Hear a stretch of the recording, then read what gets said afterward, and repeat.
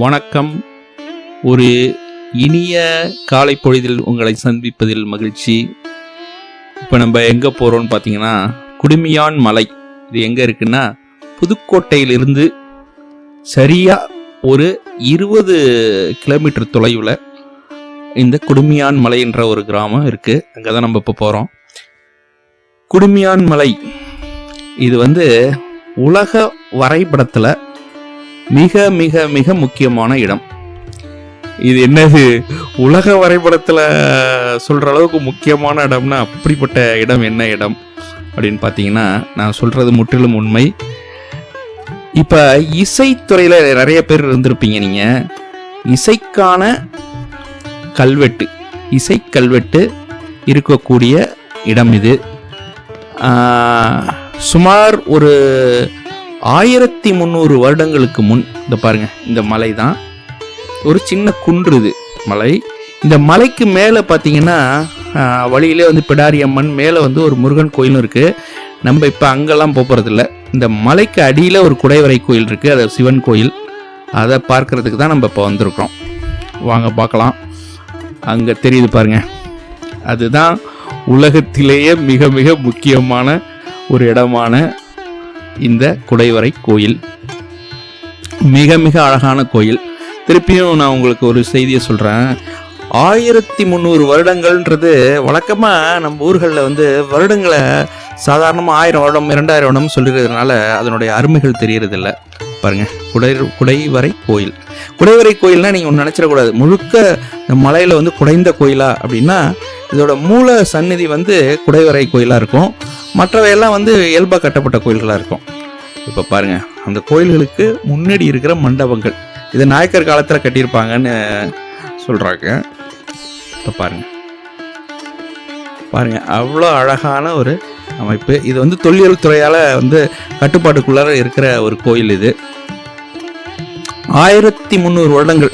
அதாவது நம்ம பெரிய கோயிலெலாம் 1000 வருடங்கள் சொல்கிறோம் இல்லையா, அதுக்கு ஒரு 300 வருடங்களுக்கு முன்னே நீங்கள் எடுத்துங்க. இப்போ நம்ம ஊர்களில் சாதாரணமாக வருடங்களை பெருசாக நம்ம சொல்கிறதில்ல. 1000 வருஷம் 2000 வருடங்கள்ன்றதை எளிமையாக சொல்லிடுறோம். அதனால் அப்படியே நமக்கு பழகிடுச்சு. நீங்கள் கொஞ்சம் கற்பனை செய்து பார்க்கணும். 1300 வருடங்களுக்கு முன்னாடி உள்ள ஒரு கோயிலுக்கு நம்ம போகிறோம் அப்படின்றத நீங்கள் பார்க்கலாம். நிறைய சிறப்புகள் உள்ள கோயில் இது. இப்போ இதில் இருக்கிற சுவாமி பேர் குடுமிநாதர் திருக்கோயில். இது பாருங்கள், உள்ளார வந்துட்டோம். சிலைகள் எவ்வளவு உயரம் இருக்குன்றதை நீங்கள் பாருங்கள். ஒருவேளை இந்த காணொலியில் அந்த அளவு தெரியாமல் கூட இருக்கலாம். பாருங்கள், பக்கத்தில் பையன் நிற்கிறான், அது எவ்வளோ உயரம் இருக்குது பாருங்கள். எவ்வளோ உயரமான சிலைகள், எவ்வளோ அழகான சிலைகள்னு பாருங்கள். அங்கே பாருங்கள், உள்ளார கண்கொள்ளா காட்சி. இந்த மாதிரி ஒரு மண்டபங்களை பார்ப்பதற்கு நம்ம இந்த மண்ணில் பிறந்த பெருமை இது. பாருங்க, எவ்வளவு அழகான சிற்பங்கள்னு பாருங்க. அப்படியே தூண்கள் முழுக்க சிற்பங்கள், தூண்கள் முழுக்க உள்ள சிற்பங்கள். மீண்டும் உங்களுக்கு ஒரு செய்தியை சொல்றோம் பாருங்க. இந்த நமக்கு எப்படி தோணுதுன்னா, இது வரும் கருங்கல் சிலைகள்னு நம்ம நினைச்சிடறோம். ஆனா இன்னைக்கு பாருங்களேன், கிரானைட்ஸ் அப்படின்னு சொல்றோம் இல்லையா ஆங்கிலத்தில், பாலிஷ் பண்ணது, அதாவது வலுவழுப்பாகப்பட்ட கற்கள். அதை இப்போ எப்படி பெருமையாக நினைக்கிறோம், அதே கிரானைட் தான் இதெல்லாம். நம்ம ஏதோ வெறும் கருங்கற்கள் நினச்சிடக்கூடாது. அது சரியாக செலக்ட் பண்ணுறதுன்னு சொல்கிறாங்க இல்லையா, சரியான முறையில் தேர்ந்தெடுக்கப்பட்ட கிரானைட்ஸ் இது. எப்படி சொல்கிறோம் இது கிரானைட் அப்படின்னா, அதோடைய அடர்த்தி, கல்லுடைய அடர்த்தி. அதனால தான் பாருங்கள், 1300 வருடங்களுக்கு முன்னாடி இருந்த இந்த அமைப்பு இன்றைக்கும் நம்மளால் கண்ணால் பார்க்க முடியுது. சிலைகளை பாருங்களேன், எப்பேற்பட்ட சிலைகள்ன்றீங்க. அதாவது எந்த மண்ணில் நம்ம பிறந்திருக்கோம் அப்படின்றத உணர்வதற்காவது இந்த மாதிரி இடங்களை நம்ம பார்க்கணும். பாருங்க, அது சரியா சொல்லணும்னா, பெரிய பொற்குவியல் இருந்ததுன்னா பொண்ணோட மதிப்பு தெரியாதான். அது மாதிரி நம்ம நாடு முழுக்க, அதுவும் இப்போ நம்ம தமிழ்நாடுன்றத தனியாக யோசிக்கிறோம். எல்லா ஊர்களும் சேர்ந்து தமிழ்நாடு தானே. அப்படியே நீங்கள் சிந்திச்சு பாருங்களேன், அவ்வளவு கலைகள் கொட்டி கிடக்கு. வேறு உலகில் எங்கேயுமே இவ்வளவு சாதாரணமாக அதை அணுகிட முடியாது. அவ்வளவு மிகச்சிறந்த கலைகள் பாருங்கள். புராண காலத்து ராமர், அதுக்கப்புறம் அந்த சைடு ராவணன், அதெல்லாம் இருக்காங்க. இதெல்லாம் இவ்வளவு தத்துரூபமாக 10 தலைகளோட அப்படியே அவர் விநாயகராக இருந்தாலும் அப்படி ஒரு காலை தூக்கி நிற்கிறாப்புல, அப்படியெல்லாம் ஒரு திறன். மேலே பாருங்க, அவ்வளோ ஒவ்வொன்றும் ஒரு ஸ்லாப்னு சொல்கிறோம்ல, ஒரே சட்டம் மாதிரி கருங்கற்கள் மேலே மூடியிருக்காங்க பாருங்க. அவ்வளவு அழகான மண்டபம். இது இல்லாமல் அதற்கு முன்னாடி பார்த்தீங்கன்னா 1000 காலுக்கு ஒரு மண்டபம் இருக்கு. 1000 கால் மண்டபம் இங்கே இருக்கு. 1000 கால்கள் கொண்ட மண்டபம் இருக்கு. முகப்புல இருக்கு. அது கடைசியில் புகைப்படத்தில் பார்க்கலாம், காட்டுறேன் நான் உங்களுக்கு. இது கொடிமரம் பாருங்க, பழைய கொடிமரம். கீழே பாருங்க, அதுலேருந்து வந்து மரத்தால் செய்யப்பட்ட கொடிமரம். இப்போல்லாம் நீங்கள் வந்து உலகத்தில் பார்க்குறீங்க, மரத்தால் செய்யப்பட்ட கொடிமரம். மிக பழமையான நந்தி. அவ்வளவு அதுதான் சொல்கிறேன், இது போல செய்திகளை உலகத்தில் எங்கேயுமே நீங்கள் அணுக முடியாது.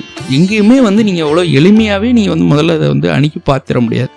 அவ்வளவு சிறப்பான வடிவமைப்பு.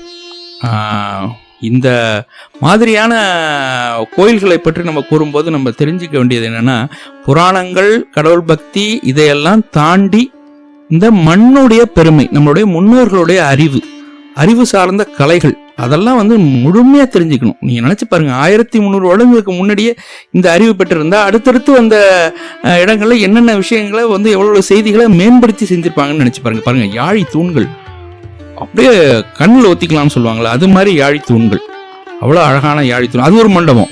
இது பாருங்கள், இது ஒரு மண்டபம். இதுதான் உலகத்திலேயே, இங்கே பாருங்கள், இந்த இடம் தான் உலகத்திலேயே இசையை எழுத்து வடிவத்தில் இருக்க கல்வெட்டு வந்து இதில் தான் இருக்குது. உலகத்தில் வேற எங்கும் இல்லாத மிகப்பெரிய அதிசயம், மிக மிக முக்கியமானது. இது இல்லாமல் நிறைய கல்வெட்டுகள் இங்கே இருக்குது. நிறைய கல்வெட்டுகள் எல்லா காலத்துலேயும் உள்ள கல்வெட்டுகள் இருக்குது. இருந்தாலும் அந்த இசை கல்வெட்டு வந்து மிக மிக முக்கியமானது. பாருங்கள், அதுக்கு அருகில் இருக்கிற ஒரு மண்டபம், அவ்வளவு அழகான கட்டமைப்பு. ஒரு சிறிய மண்டபம். நீங்களும் உள்ளார வந்து புகைப்படங்களை பாருங்களேன். பாருங்கள், அது மேலே எப்படி கற்களை வந்து எதிரும் புதிருமா அடுக்கி ஒரு வடிவத்தை கொண்டு வர்றது அப்படின்றது வந்து இதில் பார்க்கலாம். நீங்கள் இங்கே பாருங்கள், எதிரும் புதிருமா அடுக்கி நடுவில் கொண்டு வந்து ஒரு இன்னைக்கு சாண்ட்லேயர் அப்படின்றாங்களா, அது மாதிரி மையப்புள்ளியில் இருக்கிற அந்த வடிவத்தை பாருங்கள். விளக்கு தொங்க விடுறது மாதிரி ஒரு வடிவம். நாங்கள் எவ்வளோ சொன்னாலும் நீங்கள் வந்து கண்டிப்பாக இந்த இடங்கள் அங்கே பாருங்கள். ஜன்னல் சொல்கிறோம்ல, இப்போ ஜாலி ஒர்க்குன்னு சொல்கிறோம், அது இருக்குது பாருங்கள். இப்போ நாங்கள் எவ்வளவு கூறினாலும் நீங்கள் வந்து போய் இந்த இடங்களை குடும்பத்தோட, உங்களுடைய உறவினர்களோட, நண்பர்களோட கண்டிப்பாக போய் பாருங்கள். நாங்கள் அடிக்கடி திருப்பி உங்களை வந்து வலியுறுத்துறது வந்து அதுதான். கண்டிப்பாக இந்த மாதிரி இடங்களை நீங்கள் பாருங்கள். பார்க்கறதுனால என்ன நடக்கும் அப்படின்னா, பாருங்கள், இந்த வடிவங்களை பாருங்களேன். கற்களால் என்ன அழகான வடிவங்கள் பாருங்கள். அங்கே பாருங்கள், அந்த இடத்துல இருக்க சிலைகளை பாருங்கள். இது உங்களுக்கு சொல்லணும்னு நினச்சேன் நான். அதாவது கற்கள் வெறும் கற்சிலைகளாக இல்லை, அதற்கு மேலே வந்து சுண்ணாம்பு பூசி, அதற்கு மேலே வந்து வண்ணங்கள் பூசி, அப்படியெல்லாம் அவ்வளோ அழகாக இருந்திருக்கு கோயில்கள்.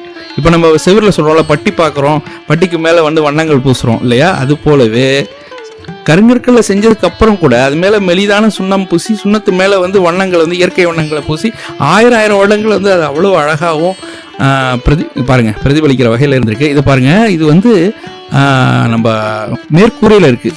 அது பார்த்திங்கன்னா எல்லா ராசிகள், கிரகங்கள், அதோட காலசக்கரம் அதெல்லாம் கூட அங்கே இருக்குது.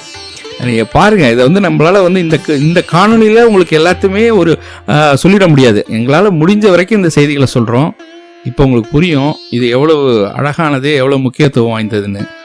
பாருங்கள், கற்பனை பாருங்கள், கிளி மேலே வந்து பயணமா, கிளி மேலே அதுக்கு வந்து ஒரு குதிரை போல் அதில் வந்து பூட்டி அது மேலே ஏறி நிற்கிறது.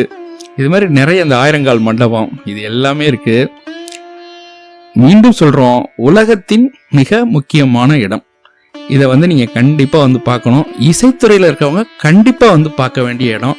மற்றவர்களும் கண்டிப்பாக அதை பார்க்கணும். பாருங்கள், எதிரில் வர பெரிய மண்டபம் நிறைய அழிஞ்சிருச்சு, இருந்தாலும் வந்து மண்டபங்கள்லாம் இருக்குது. பாருங்கள், கோயிலுக்கு எதிர ஒரு மண்டபம், அதை தொடர்ந்து அதற்கு எதிர வந்து பாருங்கள் கோயில், எதிரிலே பெரிய மண்டபம். இது உள்ளார நம்ம அப்படியே போனோம்னா அந்த கடைசியில் ஒரு பெரிய குளம் இருக்குது, நந்தி இருக்குது, குளம் இருக்குது. அந்த குளம் அவ்வளோ அழகாக இருக்குது. அது ஒரு சிறிய குளம் மாதிரி தெரியுது இப்போ, ஆனால் அழகாக வடிவமைச்சிருக்காங்க. இந்த நந்தியும் அவ்வளோ அழகு. அந்த நந்தி மண்டபத்தை உங்களுக்கு நான் அருகில் போகும்போது காட்டுறோம் பாருங்கள். அந்த நந்தி மண்டபத்தெல்லாம் நம்ம பெரும்பாலும், நான் திரும்பி மீண்டும் சொல்கிறேன், பெரும்பாலும் நம்ம வந்து அப்படியே கடந்து சென்றுருவோம். ஏதோ ஒரு வேறு சிந்தனைகளையோ, வேறு பேச்சிலையோ, இல்லை வேறு செயல்பாடுகள்லையோ அந்த இடத்த கடந்து சென்றுருவோம். அது மாதிரி போகாமல் அந்த இடத்துக்கு போகும்போது அந்த இடத்தோட முக்கியத்துவம் தெரிந்து பொறுமையாக எல்லாத்தையும் பாருங்க எவ்வளவு அழகான மண்டபம்னு பாருங்க. அந்த படிநிலையை பாருங்க. மீண்டும் சொல்றேன், இதெல்லாம் 1300 வருடங்களுக்கு முன்னாடி அப்படின்றத நீங்க மனசுல வச்சுக்கிட்டு பார்க்கணும். பாருங்க அவ்வளவு அழகான, சொல்றோம் இல்லையா, மிக வலுவான அடர்த்தியான கற்கள்ல உருவாக்கப்பட்டது. அதனாலதான் இவ்வளவு வருடங்கள் அது இருக்கு. பாருங்க நிறைய மண்டபங்கள்லாம் இருந்திருக்கு, அதெல்லாம் இடிபாடுகள் இருக்கு. பாருங்க நம்ம வந்து இன்கிரெடிபிள் இந்தியா தமிழ்நாடு சுற்றுலாத்துறை இசை கல்வெட்டுன்றத மியூசிக்கல் இன்ஸ்கிரிப்ஷன் போட்டிருக்காங்க பாருங்க. இப்போ இந்த நான் சொல்ற அந்த குளம் பாருங்க, இவ்வளோ அழகான குளம் பாருங்க. அந்த குளம் எப்படி இருக்குன்னா, அந்த மூலையில வந்து ஒரு மாடு வந்து பால் சுரப்பது போல ஒரு சிலை இருக்கு. அதனால இந்த குளம் நிறைந்திருக்கிறது மாதிரி ஒரு காட்சி பாருங்க. அங்க இருக்கா அந்த மாடு வந்து பால் சுரந்து இந்த குளம் முழுக்க நிரம்பி இருப்பது போல ஒரு காட்சி. அது தமிழர்களுக்கு உள்ள கற்பனை வந்து ஒரு அளவிட முடியாது. இப்போ பார்க்குறீங்க இல்லையா, இதுதான் அவருடைய அழகிய கிராமம். அது வந்து குடுமியான்மலை கிராமம். இது மிக மிக அழகான கிராமம், மிக மிக அழகான கிராமம். நீங்கள் கண்டிப்பாக வந்து இந்த இடங்களை வந்து பாருங்கள். நீங்கள் ஒரு குன்று, அது மலைன்னு சொன்னாலும் ஒரு குன்று தான் பாருங்கள். அந்த குன்றுக்கு அடியில் அந்த கோயில் இருக்குது, மிக மிக முக்கியமான கோயில். சரி, மீண்டும் ஒரு செய்திக்கு வருவோம். இது போன்ற கலைகளை வந்து இந்த மண்ணில் பிறந்ததுனால், இந்த மண்ணில் நம்ம வந்து இந்த பிறவி எடுத்ததுனால் பார்க்கக்கூடிய செய்திகள். அதனால் ஒருபோதும் வந்து இதை வந்து கடந்து நீங்கள் சென்றிடக்கூடாது. கண்டிப்பாக அனைவரும் இந்த கோயில்களெல்லாம் வந்து பார்த்து நம்மளுடைய முன்னோர்களுடைய அறிவு சார்ந்த செய்திகளையும் நீங்கள் தெரிந்து கொள்ள வேண்டும் என்பது எங்களுடைய தாழ்மையான கருத்து. நன்றி, வணக்கம், மீண்டும் சந்திப்போம்.